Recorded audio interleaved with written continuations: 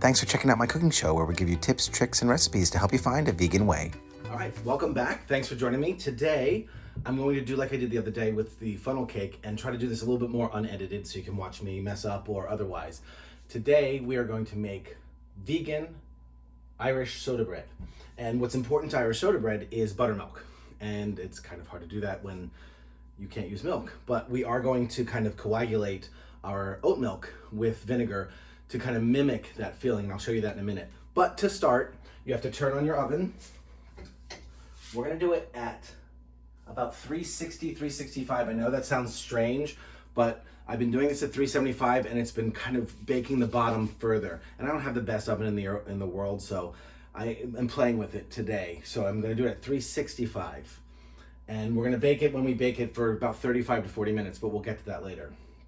And now, kind of before we start with anything else, we're going to make that buttermilk. And that is going to be 1 cup. Of course, I'm left-handed, and left-handed puts the metric on the other side, so I've got to kind of do one of these. And then turn it around. All right, so it's 1 cup. Per 1 cup of oat milk, you're going to add a tablespoon of white vinegar.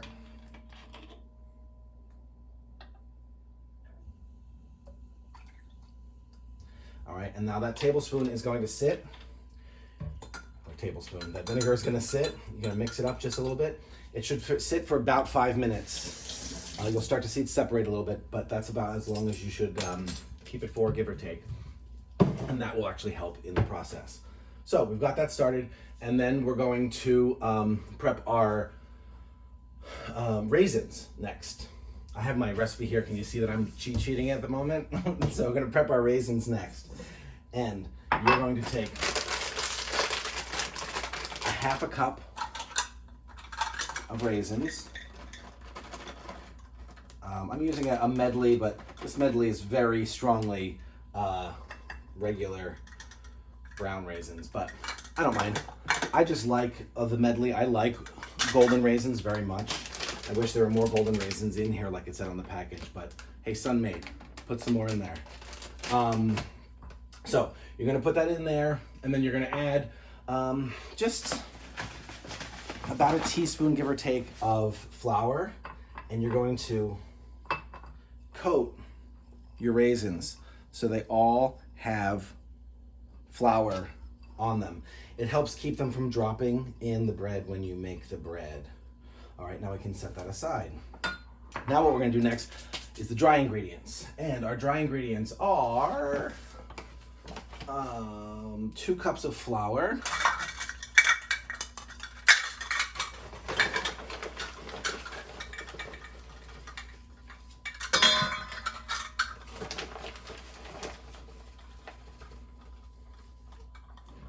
2 cups of flour. I gotta reserve that flour though. Don't put it away just yet because we're gonna need it for when we are kneading, oddly enough. And we have 3 tablespoons of sugar. I have the end of a bag here. I'm gonna do 3 tablespoons of sugar. I like my Irish soda bread a little bit sweeter, almost to a muffin type taste flavor. Some people prefer it a little bit drier, but that's up to you, and this is where you can kind of manipulate that. Well, this was almost exactly 3. But yeah, so you can play with the sugar if you want just a little bit. I personally want it a little bit sweeter, but you can't go too crazy because then it'll change your consistency of the bread. All right. Baking soda, 1/2 of a teaspoon of baking soda.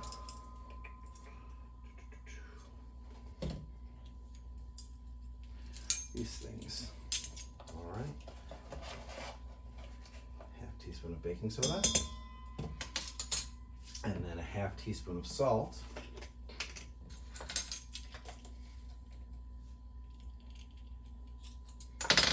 All right. Then we're going to just combine this together.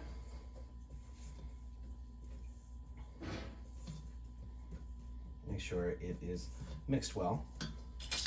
All right. Then what we're going to do is we're going to cut the butter. And essentially we're going to take a half of one of these sticks, which is the equivalent of 4 tablespoons of this. 1, 2, 3, 4. So half the stick, but sometimes that label doesn't line up properly on this thing. And by cutting the butter, it means essentially trying to keep the butter as cold as possible. And in this case, we're going to literally cut it. I'm going to literally cut it so it's in pieces as it falls in there. But essentially cutting the butter is making sure that you get the butter well combined into your dry ingredients and cut it through. In this case, I am literally cutting it, but I will use my hands in a moment to get it all combined. So basically going to come through and squeeze the butter in. You don't want to get it too warm, so you don't want to play with this too much, but you want to break down the butter completely in this flour mixture, and it'll start to turn flaky, but you want to make sure that you have no large clumps in there, but breaking it down and making sure it gets as well incorporated into the flour as you possibly can. Should only take a minute or so.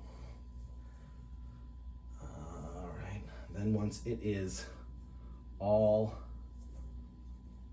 done, make you feel like you've got it all done, you're going to make sure. All right, then what you're going to add is your buttermilk, and you can, I don't know if you can see in the camera or not, but it's starting to separate on top. That's fine. So you add in your buttermilk. I like to do this and get this combined a little bit before I add the raisins, and then once this is essentially combined, then you can add the raisins. All right, once it's almost there, now add the raisins. Fold the raisins in.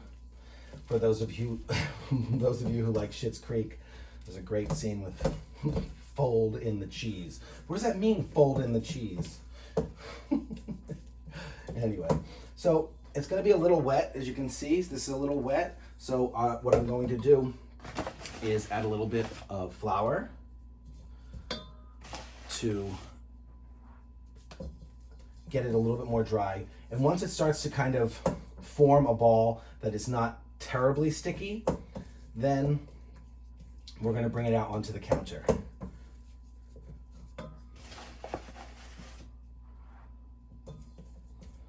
That's why you keep the flour on reserve on there. Some people are like, oh, with an extra 2 tablespoons on the side. You just don't ever know sometimes with this stuff.